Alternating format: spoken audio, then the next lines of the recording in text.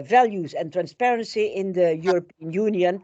And we are absolutely delighted that we are able to speak to you. And next week, that is on Tuesday, that is the normal day we meet as Senate in the Netherlands. We will have a debate on European affairs, justice and security, and on the rule of law, democracy and fundamental rights in the EU. And I'm chairing the committee on European affairs, justice and security, and the interior of the Eerste Kamer, as we say, that is the Senate.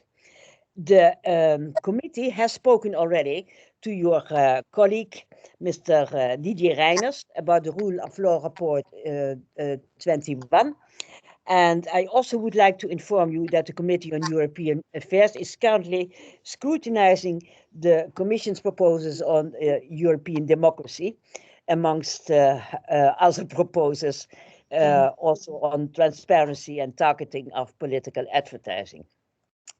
For you and everybody else, I would like to remind that this meeting is recorded and will be made public on our website. After the introduction of you, Mrs. Vice President, there will be 1 or 2 rounds of questions, and we would love if you could answer them. For everybody, I would like to say, put up your digital hand if you would like to have the floor. And as we agreed to, then you have now the floor for an introduction. Take your time to do it, and we will question you. Once again, thanks that we have the opportunity to speak to you. Many thanks to you, ladies and gentlemen, honorable members of the Senate, for the opportunity to exchange views on the key topics. We don't see you.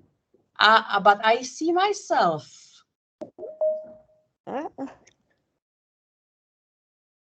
I can see you very clearly. Can you see me? We see her. Oh, now we cannot. Now it's black. Yeah, me too. Me too. Now can you see me? Yes, now we can see. No. Yes. Oh. Yes. Yes. Yes. No, not. I see Monica. I see Renate. Yeah. Yes. Yeah. Okay. Yeah. Okay. It's me with the pink blouse. Yes. Thank you once again. I will try not to speak too long, because I'm really looking forward to the exchange of views, because you said you will be asking questions, but also for me also these questions and comments are the source of inspiration. I am responsible, as you said, for values and transparency, and under values we have democracy and rule of law and equality. And I just wanted to tell you that in my life, the first moment when I got over the Iron Curtain from communist Czechoslovakia was when I went to the Netherlands. And of course, I was shocked by fantastic cars and goods in the shop windows. But first of all, I saw that the society is free and can breathe and speak freely. And so for me, to be entrusted to cover the topic of democracy for the whole Europe and to speak to you, it's a strangely symbolic and big thing. So I just wanted to tell you that also after what I saw in the Netherlands in 1982, it was my whole life engine, and the engine drove me here into the Commission. As we all see in current reality, democracy is under extreme stress. Already before COVID, we saw that the trust in democratic institutions was decreasing in the member states, not only in the east of Europe, also in the West. COVID came, incredibly difficult stress test, also the digitalization and the Green Deal, all those transitions, the quick changes. This is really a big burden on our citizens. And we have to try to prove every day that democracy works for the people. And that's why whenever I hear the criticism of populists and nationalists, I always have to add, but let's look at ourselves and let's do much more to protect democracy. It's the everyday job. Because we see that there has to be proactive support of democracy. We came in the Commission with the Democracy Action Plan, which has 3 chapters: how to protect elections. Especially in the time of digitalization, we see that more and more it may be the case that the elections will be won, or the winners of the elections will be those who will lie better and use better manipulative techniques, and the hidden advertising online and using disinformation. And this is unfair competition. And that's why we came with the electoral package, which tries to protect the methods of campaigning online. And to protect elections, we try to connect very strongly with the member states, with the authorities organizing the elections in the member states, because it's mainly for the member states to guarantee the legality of the elections. But for the Commission, there was the task to propose the rules for fairer and more transparent digital political campaigning and advertising. So you might have questions on this, because this is core part of our plan how to protect the elections better. In the European Action Plan for Democracy is also the plan how to fight against disinformation without devastating or destroying the principle of the freedom of speech. And we also have in the Democracy Action Plan the chapters with the actions and concrete steps how to protect the media in Europe and independence of media. Again, if you ask me in our discussion later on, whether it's not dangerous to try to regulate media or to finance media, where is the limit between support and interference? I have some answers, yeah, but it's not easy topic, because when you look at the media and at the digital sphere, we are now as a Commission trying to come with the rules for the information space in Europe. And we are really doing everything to avoid any kind of or entering the path which might lead to some kind of censorship.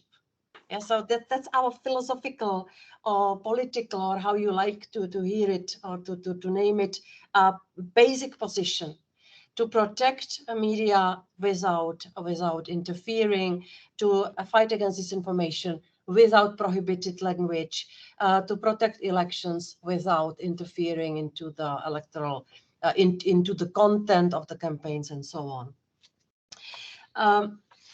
Coming back to the proposal for a regulation on the transparency and targeting of political advertising, when we discussed with the national experts for elections about what are the national rules for digital campaigning, in half of the member states there are no rules.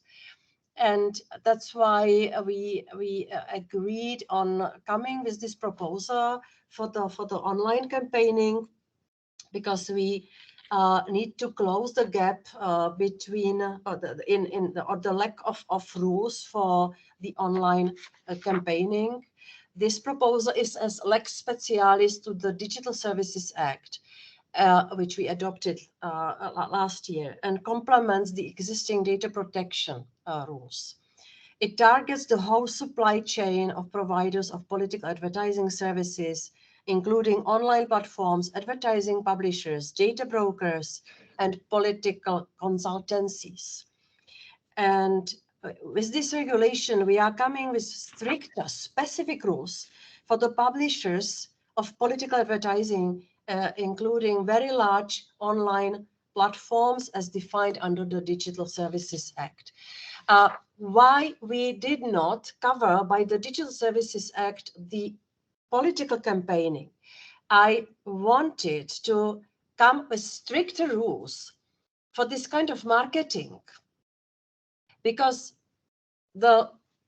speaking about Facebook or TikTok, this is still advertising industry. We have not given them the status of media yet. Yeah, when you realize what it is and what it isn't, still we approach them as advertisers and space for advertising, and they use the algorithms to sell better the products like shoes or vacuum cleaners or some goods to consumers. And I tried to convince the co-legislators that for selling the shoes, or between selling the shoes and selling the politicians and political ideas, there is a big difference.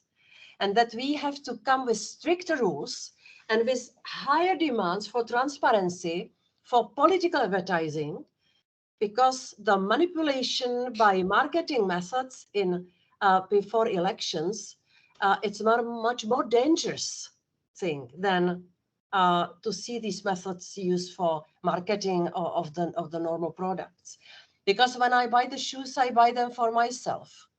When I buy some aggressive politician, sorry, I won't be concrete, I buy him or her, sorry, normally it's him, for everybody else. Yeah, so that's the point we took when we said for political advertising we will have stricter rules than for the normal marketing online. If you want to ask questions about the other part of the electoral package next to the political advertising online regulation, we came with the update of the regulation on the statute and funding of European political parties. And also we are proposing the new better rules, in our view, for mobile citizens, the people who live in another member state, to have easier access to elections. As you know, they can cast their vote in municipal and European elections. We have a lot of people living abroad. Almost 14 million EU citizens live in another member state, and all they have the right to vote. And we are not doing anything to make it easier for them, including information and translation of key information and some other technical measures. So we are proposing better and easier access to the elections. I am skipping a lot of things, which I have here in front of me. I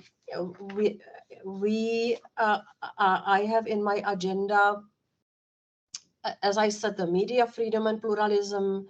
There are three things I want to mention for the case you would like to ask. We recommended the member states to take concrete measures how to guarantee security for journalists. We have several killed journalists in Europe, and we have hundreds of injured, wounded journalists in European member states, including the Netherlands, especially now during the protests. And there are ways how to protect the journalists better, but the states have to want to do it. And that's why we are recommending concrete things.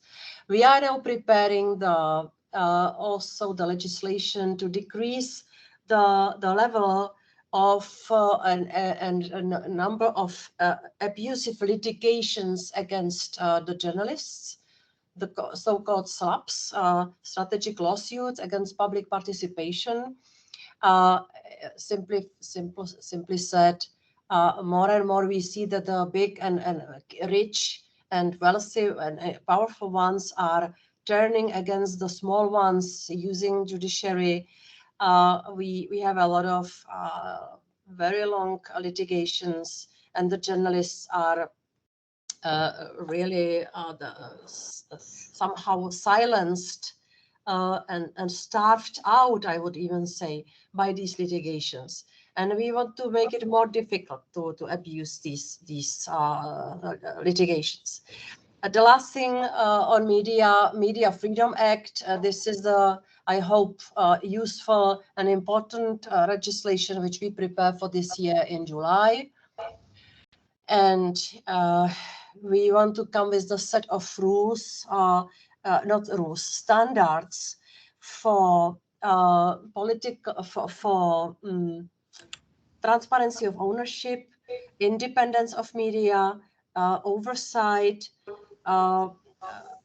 We want to come with the standards for media diversity. And this is the first ever moment for the Commission to cover these things. So I am very widely consulting now with the experts and with the member states and everybody who understands the media scene.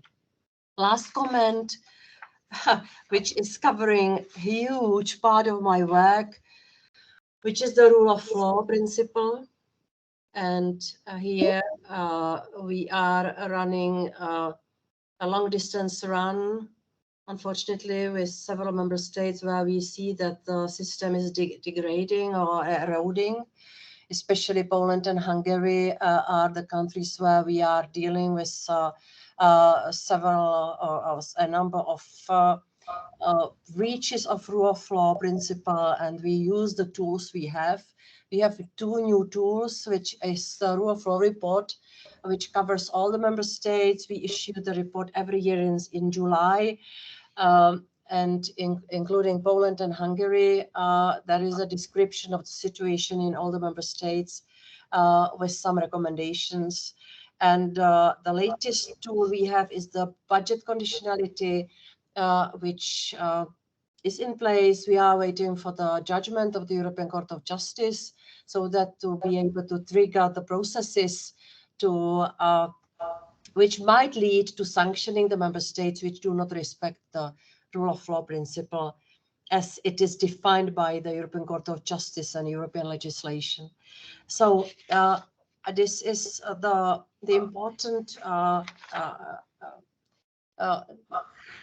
field of work which I never considered to be ideological. I always understood the rule of law principle as part of the universal values which should be respected and protected both by conservative and liberal governments and states, that these are universal values which are above the politics. But we do not have common understanding on this across Europe. So this is from my side. I swallowed a big part of our common time. So now full stop, and I'm fully available for the questions and comments. I would like to thank you. I will not see you, but I think that more of my colleagues who are actually in the Senate have the same problem. I want to give the floor now to my colleagues who want to have it, and the first one on my list is Boris Dietrich from D66. Boris. Boris? Speaker.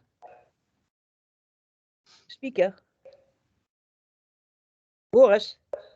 Boris? Can you hear me now? Yes, now we can hear you. I'm so sorry. Dobrý den, Věra Jourová. My roots are also in the Czech Republic. My father was from the Czech Republic. Oh, really? So it was wonderful listening to you. Thank you very much for your introduction.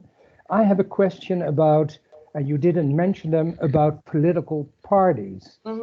As we know, there are parties who use conspiracy theories or fake news or manipulation of facts, and they also try to restrict the media or the judiciary or other state institutions.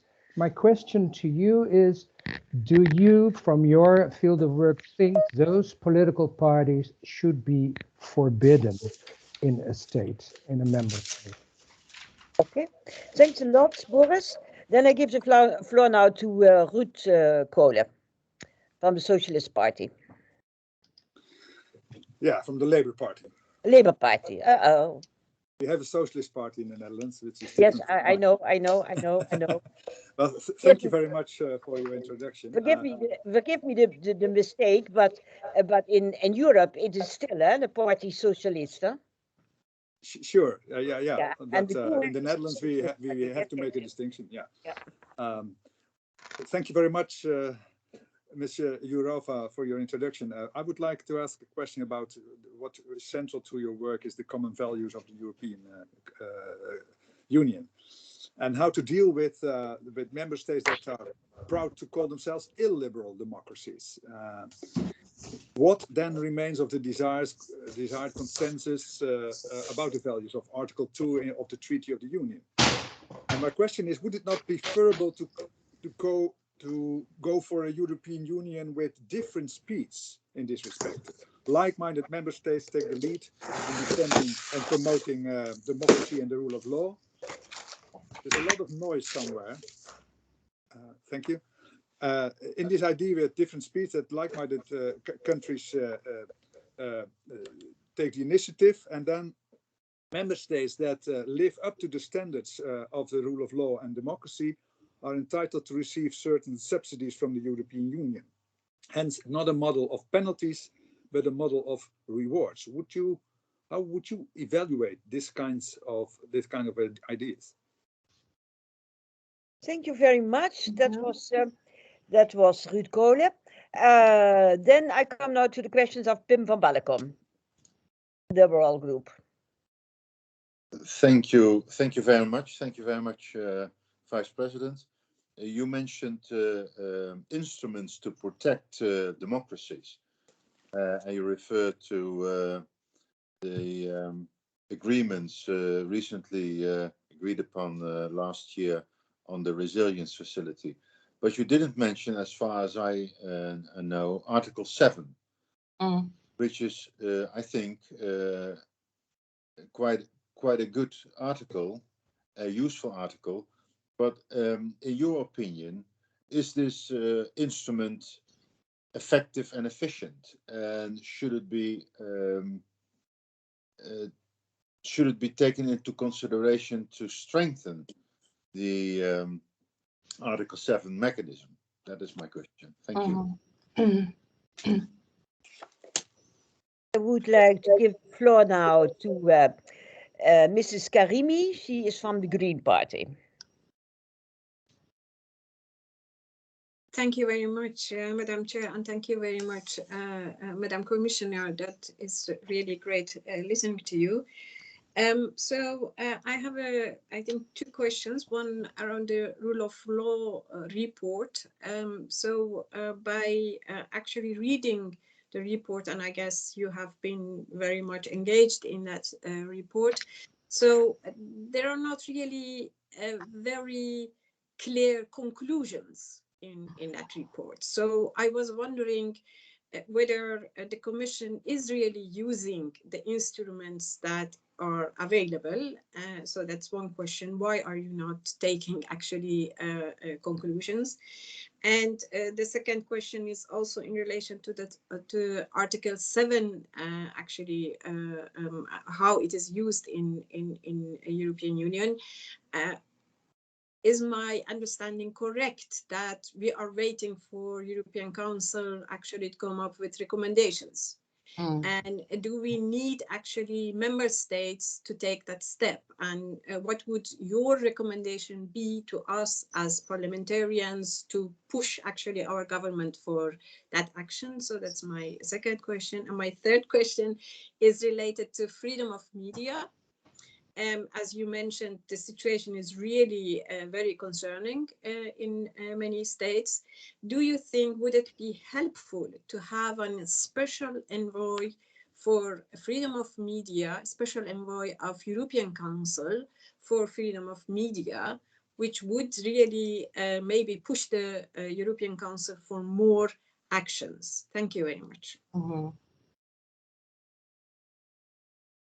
Mrs. Karimi, and I see you now, Mrs. Jourová. Yes. For the first time. Yes. I asked my colleague to repair it. Yeah, okay. Then I come now to Twan Beukering. I don't know how to describe your political party. If I say, Well, we are a thank you, Mrs. Chair. We are a liberal conservative party. We are the youngest party in the Senate, and I would like to thank Ms. Jourová for her introduction. I've got two short questions. I think we can all agree on the fact that if we talk about transparency, you have to lead by example. We don't like to beat around the bush, but what's going on today in Brussels with Ms. von der Leyen, who refuses to make her text messages public with the CEO of Pfizer, I would like to hear what Ms. Jourová thinks on that and what's her perception on that issue. And the second short question is, what's your perception on what happened in the last decade in the Netherlands and what caused that the step down of the last government last year? Even judges were involved. So this scandal was pretty big in the Netherlands. And how is it perceived from the Brussels perspective? Thank you very much. Thanks very much, Twan. He's a fine colleague, Mrs. Jourová. Then my own questions. I want to have a follow-up on the question of Pim van Ballekom on Article 7. If we want to do something more, then we need changes in the treaty. Do you think that is possible? Then second one is, you said something about journalists in the Netherlands. Please give, I didn't understand what you meant. Then the third one, is there on the dossiers you mentioned, is there a good cooperation with the Council of Europe? Because they are working also on the same dossiers. And then another one that is on the freedoms. I mentioned last week in the meeting of the plenary of the Council of Europe, the question Pegasus. It was also mentioned yesterday in our Dutch television. And what are you doing on it? Because it is known now that the Polish government used this also in the election campaigns against political parties. Please, if you could elaborate on all of our questions, we would be very lucky. Thank you very much in advance already. Yes, I will try.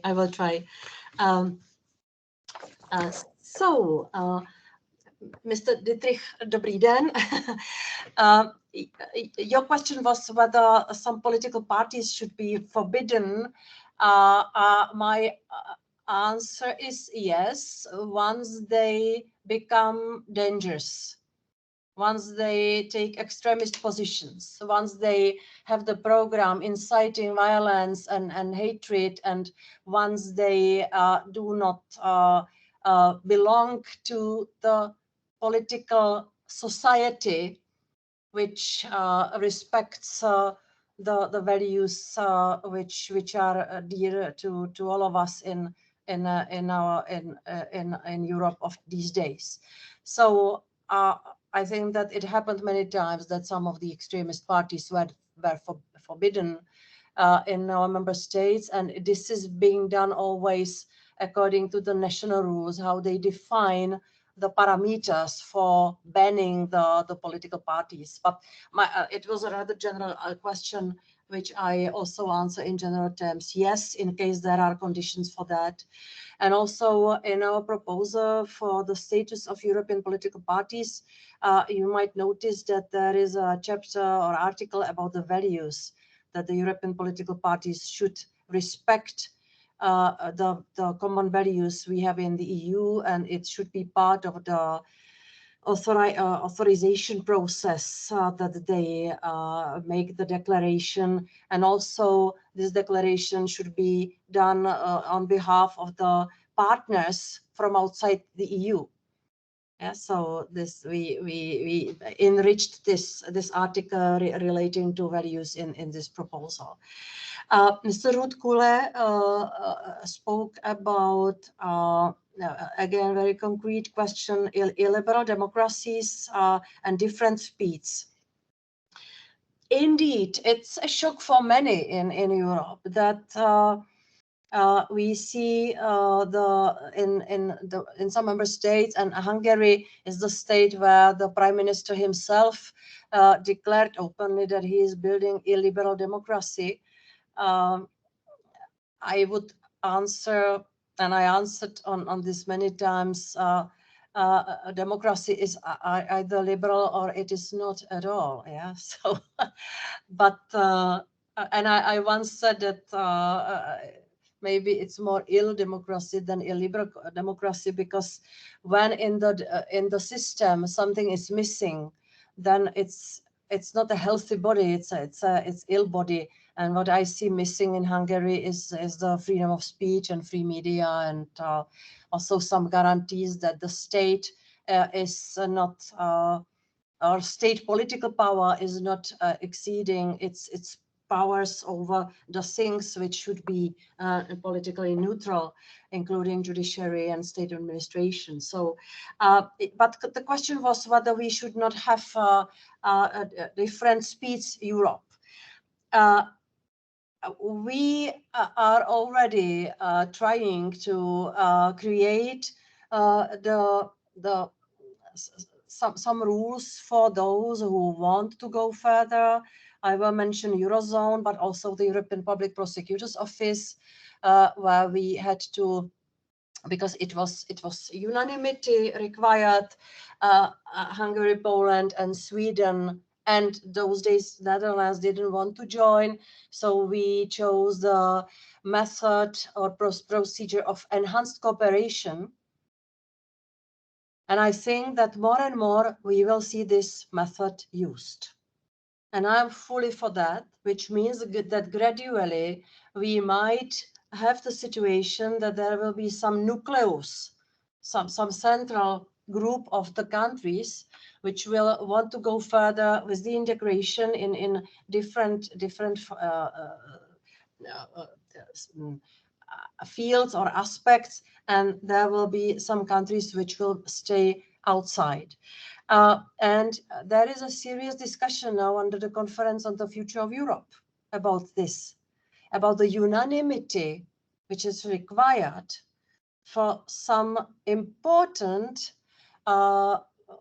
fields or matters of common interest, especially the foreign policy and the tax area, and some human rights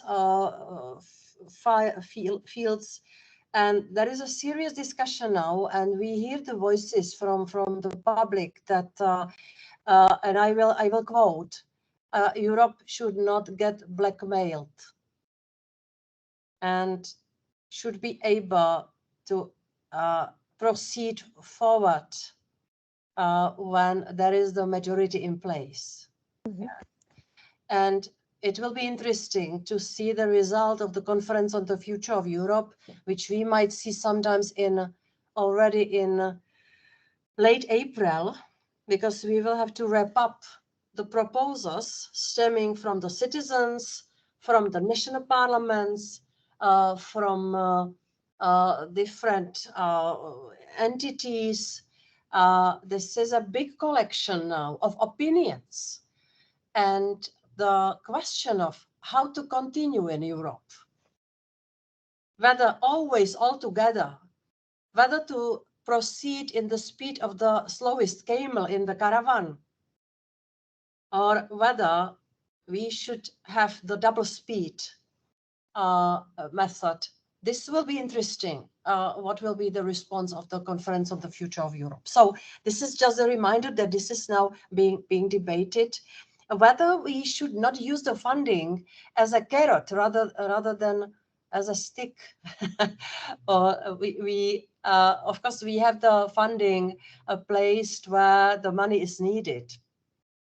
And also here we have to see that, for instance, the big package of cohesion money goes to the Central and Eastern European countries because there is still the GDP and standard of living lower.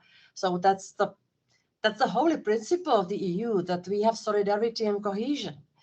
And so we do not go through or using or planning the method of avoiding the countries which are disciplined if I understood well the idea behind that, but rather we are trying to penalize those who do not respect the basic principles. And this is the budget conditionality, which should be triggered, in my view, which is this is also now the application of the article in the financial regulation, which was applied for Poland. The places, the zones, the municipalities which declared the zones, the LGBTI free zones, we do not pay there. We warn them that we are not going to pay the money. Yeah, so we are working with this funding instrument, but not in the way which Mr. Rutkula proposed. Mr. Pim van Balken, I am destroying your name, sorry.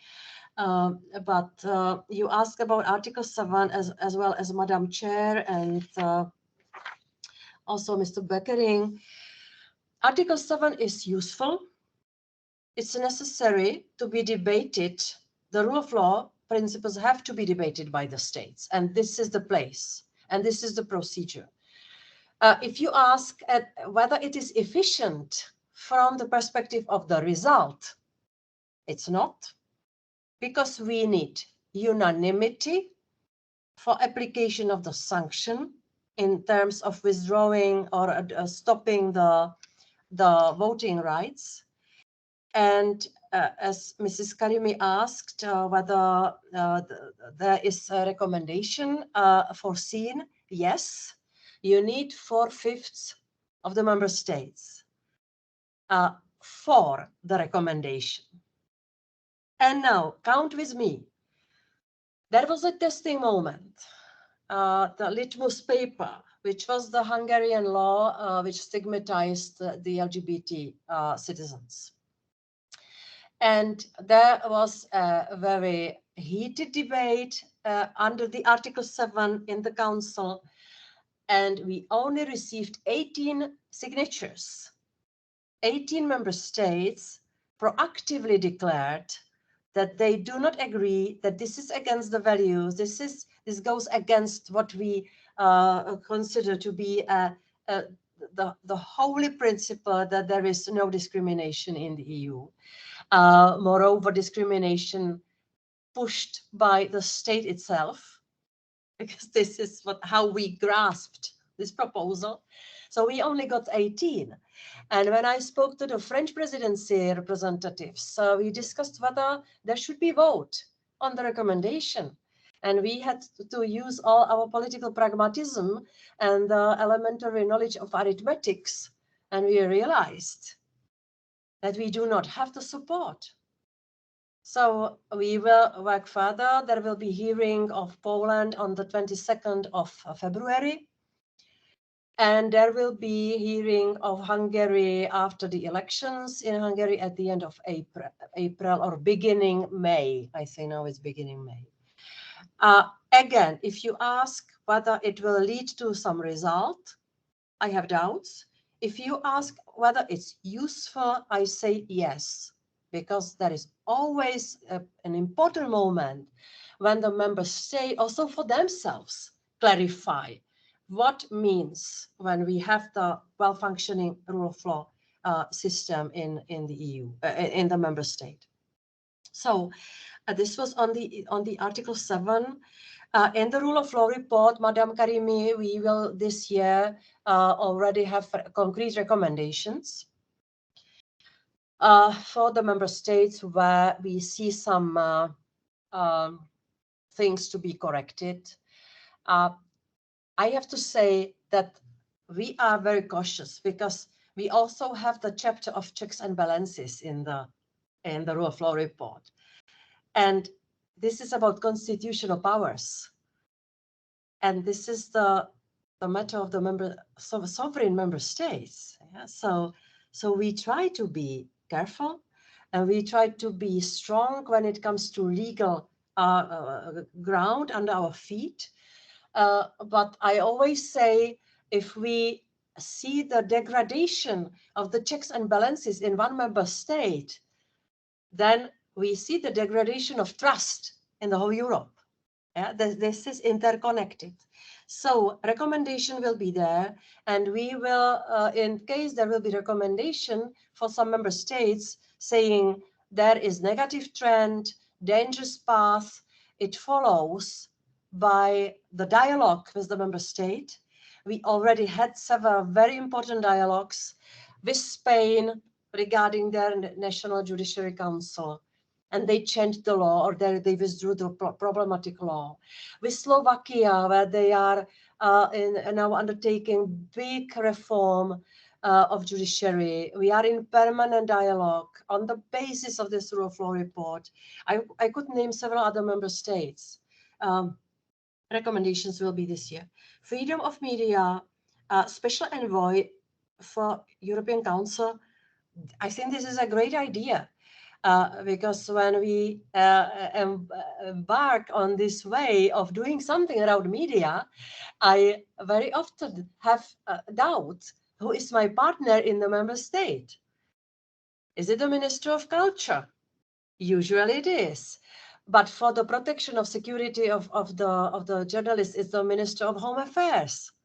Yeah, so this is a rather distracted picture. So I will work with this idea further on. I will answer Madam Chair, media in the Netherlands. I think there were cases of attacked journalists during the protests in the Netherlands. I have to look into the data, but it was, we registered in 2020 more than 900 attacks on journalists in 20 member states. I have to check whether it's also the case of the Netherlands. If not, I apologize. Yeah, but I was convinced that there were some cases during the protests in Amsterdam. Pegasus, unfortunately, this is outrageous in my way. When you have the evidence that the government buys the technology to spy the political opponents, well, this is the playbook which we saw in totalitarian regimes. I remember that. The communist Czechoslovakia was not that advanced technologically, fortunately. But when I wanted to travel behind the Iron Curtain, I was spied by my neighbor who was a policeman. And he was, it is not a metaphor, he was really watching what I'm doing. Now they have fantastic technology, which enables them to go after the political opponents. And moreover, this could lead to criminalization of the people. And the circle closes up. So as far as this, I am really very concerned and very nervous. But to answer what the Commission can do about that, of course, we are watching the cases, because it's not only Poland.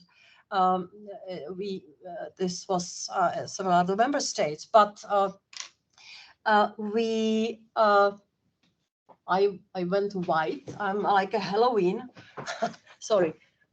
Yeah, to switch on the light. We cannot do much because this is the field of national security. So I consult with the data protection authorities whether there can be done something, but we have a very, very low competence, if at all, some, because there is the argument that we are invading the national security field, and there should be investigated by domestic bodies and entities.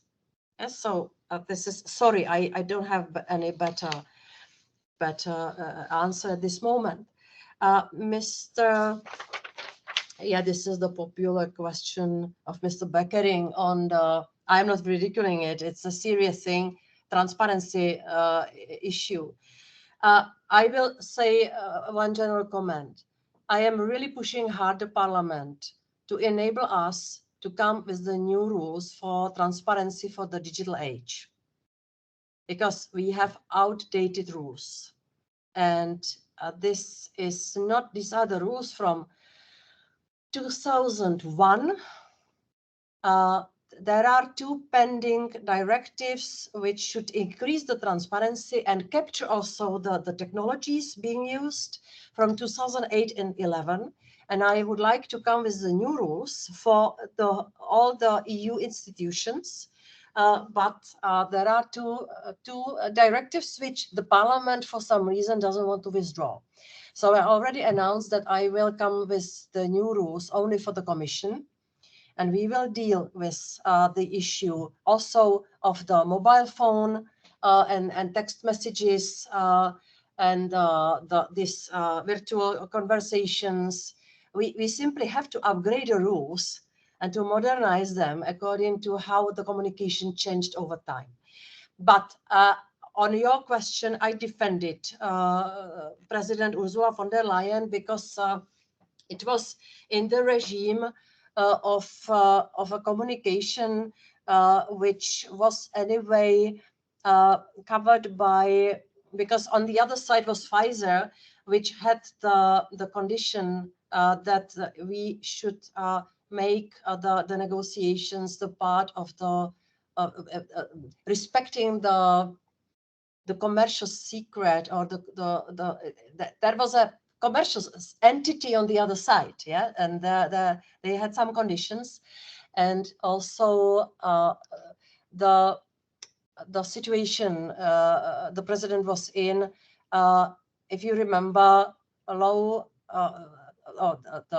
the vaccines were missing. The UK was already vaccinating, Israel, many others, US, and we were lagging behind, and the people were dying. And it required speedy communication. And so on one side, our rules do not require the publishing of the text messages. Yeah, so this is the legalistic answer. The rules do not require that. But on the other hand, I have to add also the understanding of the situation where we were in, and that I am sure that in the text messages, the president did not conclude any negotiations, that it was the communication which did not end up with the decision. Yeah, that's why I also replied that the character of the messages is some kind of ephemeral or short term, because always it has to be followed by something written on the paper, which we tried to publish as much as we could. If you remember the debate about the contracts. Dear Commissioner, I could imagine that Mr. Bökering wants to come up and say, should the Commission not be the best one? And if there is nothing hidden, why don't they give it free? Yeah, I know. I heard it already from Sophie in 't Veld. There are things which need some time to be communicated, and this was the case. Yeah, and we needed to conclude on time with a reasonable agreement with Pfizer, and I cannot help it.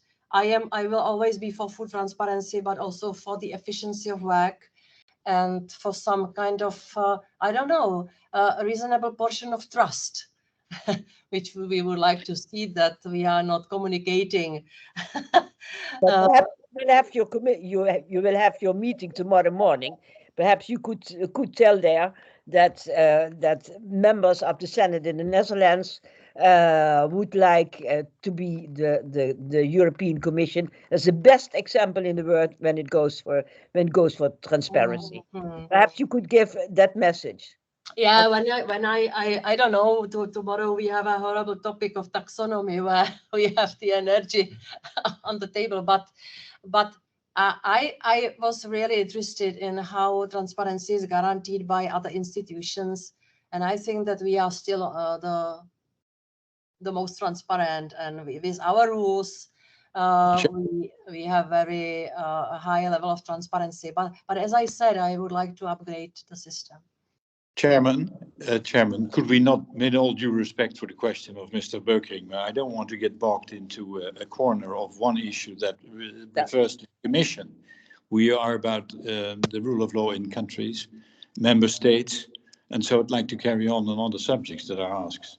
Otherwise, that is a very good proposal, but it is. I saw that there was an awareness for some members, so that's the point I raised, and I didn't want to go on this subject, but the commissioner is still answering it.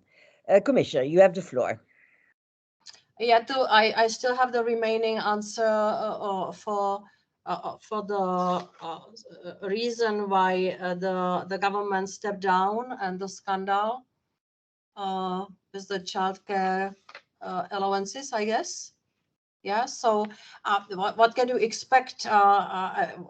We already mentioned it or covered in the chapter on the Netherlands, the parliamentary investigation report into the childcare allowances affair called on all state powers to reflect on how to prevent such situations for the future. So we are following the solutions being taken on the Dutch side or the Netherlands side. So I have nothing more to say to that. I would like to thank you for your open and frank answers, but I saw that Mr. Van Ballekamp wants to raise another question, and then Mrs. Farah Karimi. Pim, you have the floor. Thank you very much for your answers, Vice President. When the Article 7 is not effective or efficient, do you have a suggestion to put to us to make it a more workable article?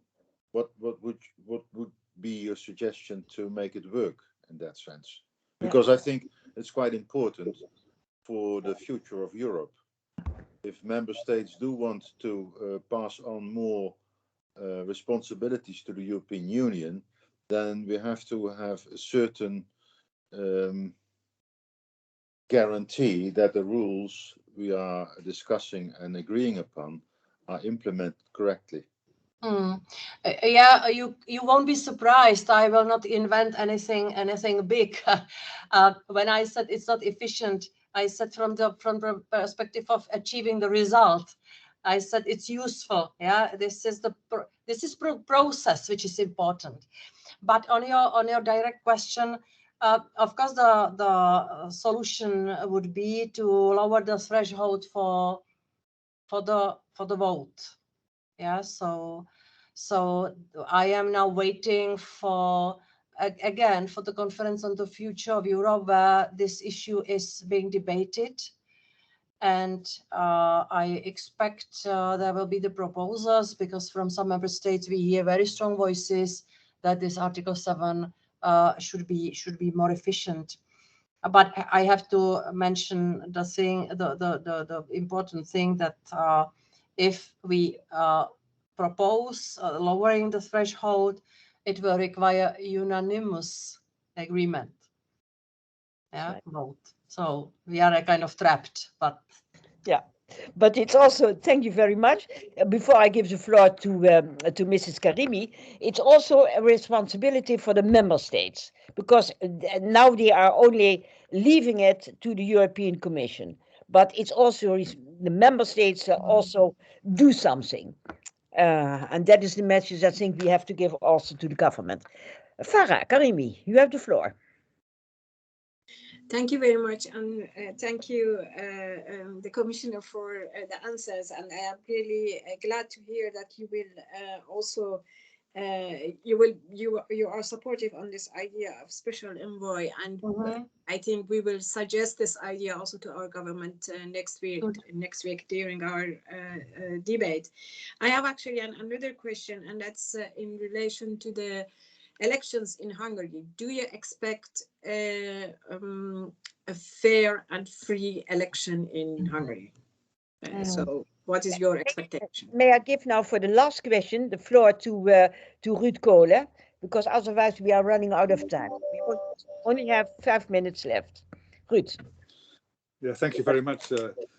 When about making the Article 7 more efficient, maybe one other idea would be to take the infringement procedure and then step up the efficiency of the infringement procedure related to the rule of law and democracy issues. And that is an idea I put forward by German lawyers that say, well, why not try to make such a procedure that if there is a pattern of infringement of the principles of Article 2 of the Union, then the European Commission or an individual member state can present that pattern of infringements to the European Court of Justice. And if the European Court of Justice really thinks that there is this pattern of infringement of the rule of law and democracy in a specific country, then some fines could be given to that specific country. And you don't need unanimity for that. That is the solution they propose. What do you think about that idea? So, Commissioner, you have the floor. First, Mr. Kolen, then Madam Karimi, if you don't mind. Maybe I didn't catch the start of your question, but to launch the infringement procedure, you meant that the member state should launch it? Either the member state or the Commission can file a report in which a pattern of infringement in a specific member state is laid down, is observed. And if there's really a pattern, they can bring it forward to the European Court of Justice. And if they really agree with it, that there is a pattern of infringement of democracy and the rule of law, then you could have fines to the specific country. And you don't need unanimity for that. Yeah, you are right. This is the decision of the Commission. When it comes to our competence, I will be absolutely open with you. Whenever we see some issues in the rule of law sphere in any member state, we are really very careful to formulate the infringement which we complain about in a very proper way, having very solid, I would even say waterproof. I sometimes use the word bombenfest, but I was said not to use military rhetoric. but we really need to have very solid evidence in order to win the case in Luxembourg. And up to now, we have won all the cases.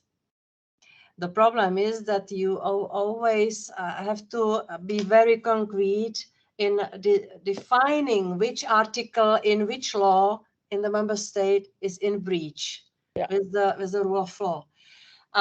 If you cannot define the single articles, you have to prove that there is a systemic breach, and then it goes under Article 7, which we discussed. Yeah, so we really try to use these infringement procedures when we see the solid legal ground, but still recently, when the European Court of Justice decided on the rule of law matters, and we have very good now a case law built definition of how to understand the rule of law principle, what are the parameters for independent judiciary, and so on. So we have achieved a lot of very good decisions. The problem is that in Poland, the Constitutional Tribunal decided not to respect the process, the arbiter, which is the European Court of Justice, and not to respect the judgments. And so where are we with the infringement procedures when they cannot lead to the result that the state will respect the final judgment and will adapt to it? Yeah, so this is a new chapter which we are drawing in the EU, and we really have to react on that.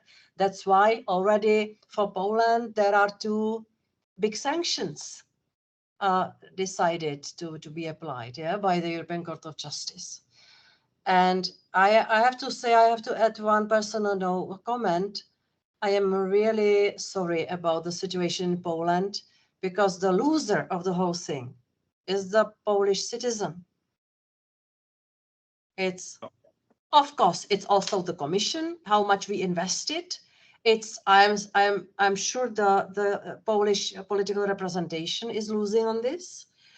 When you look at the cost benefit, I don't see anyone who would be winning this 6 years battle.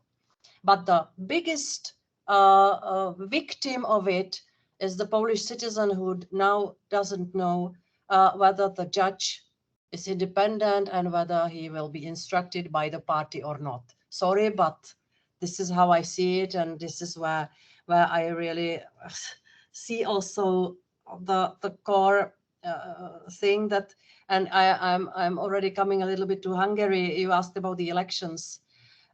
We must do everything to protect the principle of the rule of law in the member states, using the indeed limited powers. The Commission also has to respect the rule of law principle, which means we have limited power. Yeah, I sometimes shout to some in some heated debates, Brussels is not Moscow, and I know what I am saying with my life experience. But so what I want to say, there is always the last word to be said by the citizens in the member states, and it's the case of Poland. Yeah, we can do a lot of things, and when I speak to Polish judges who are under sanctions, I always feel that they think that I'm not doing enough. I'm doing exactly what I have to do, but this is for the Polish citizens to consider whether they want to continue this path. And coming back to the question of Madam Karimi, well, again, the people in Hungary will cast their vote. In case we will see the elections are free and fair, of course we will do what we always do, that we respect the winner of the elections. And we have a tradition in Europe that we respect the winner of democratic, free and fair elections. And when you look at the situation in Hungary, I have concerns, and not only me. There are already, I think, 62 members of the European Parliament who signed the proposal that there should be some observers visiting the country, observers of the elections. This is a novelty. This also shows that there is the general concern, especially when you realize the situation of the media and media landscape in Hungary. You might have doubts whether there will be a level playing field in this political battle before the elections on the 3rd of April in Hungary. But for the Commission, this is a clear-cut case. We are not going to interfere anyhow. We are not political actors when it comes to elections in the member states. When I work on rule of law agenda, I am not right or left. I am not ideological at all. I am promoting and defending the universal principle. Yeah, so we of course have concerns, and we are really we would be happy to see that the elections are free and fair in Hungary, but there are many concerns. Thank you very much. We are absolutely happy that you shared with us your views, first. Second is that I sincerely hope that you see that the Dutch Senate and the members of the European Affairs Committee in the Dutch Senate are fighting with you for the rule of law everywhere in Europe and on the world. The third remark I would like to make is following. We will have our debate next Tuesday. on the rule of law, and European affairs. And I'm sure that many of the remarks you have made, we also will make in the debate with our government. And perhaps also that can be helpful, that the Dutch government will take a side in favor of the democratic order, as we are all members of the European Union. Thanks very much, and nice that you shared so many time with us, your questions, the frank answers, and I hope that perhaps next year or this year after the next report that we can have a discussion with you in the same way as we did it now. It would be great if we could have a meeting in person, because sitting in one room, I would even take more energy from you than from this debate, because what I felt over the debate, and also what I see from the history of our cooperation, I see that the Dutch Senate and you personally are on the side of those who want to protect principles and values in Europe strongly. So thank you very much, and see you hopefully soon, one day in another debate. Thank you. Thank you very much. Yeah, I wish everyone